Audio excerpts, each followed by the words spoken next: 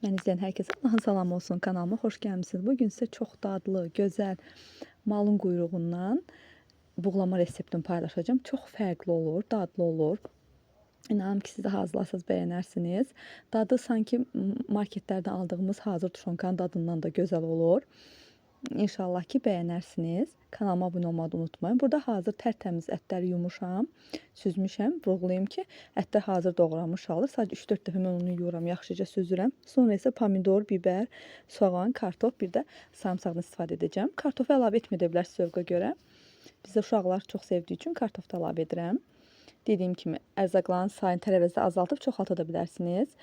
Orada göstərdiyim də bir ədəd dəfnə yarpağıdır. Altdan belə öncədən yağ əlavə edirəm, sonra belə düzürəm ətləri. Dəfnə yarpağını da əlavə edib içinə kartofun, pomidorun, biberin, sarımsağın, tezdən yenə üzərinə kərəyağı əlavə edib duzun, istiotunu əlavə edirəm. Üst-üstə hamısını necə buğlama hazırlayaqsa əlavə edirəm. Öncədən əti pörtətməyə ehtiyac yoxdur. Siz indi ailə sayınıza görə bir quyruq da edə bilərsiniz, 2 quyruq da edə bilərsiniz. Bizə bir quyruq kifayət edir. Çünki bildiyiniz kimi əti də bol olur.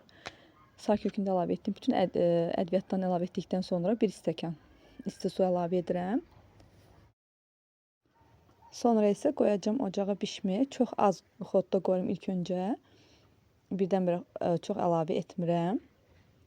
Az xodda, vam xodda belə az-az başlayır qaynamağa. Tam qəşəng qaynayır. Artıq görürük ki, yağı da yaxşı çıxıb. Kartofları da bişib. Bu zaman yeməyimiz hazırdır. Artıq yeməyimiz hazırdır. Baxın, görünüşü də gözəl olur, rəngi də gözəl olur. Ət də artıq yaxşıca bişir. İnşallah ki, siz də bir dəfə sınayarsınız.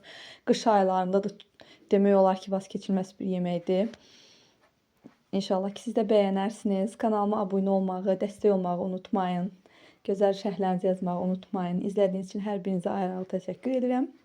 Göz haqqınızı da halal edin. Sağ olun, daima kanalımı izləmədə qalın.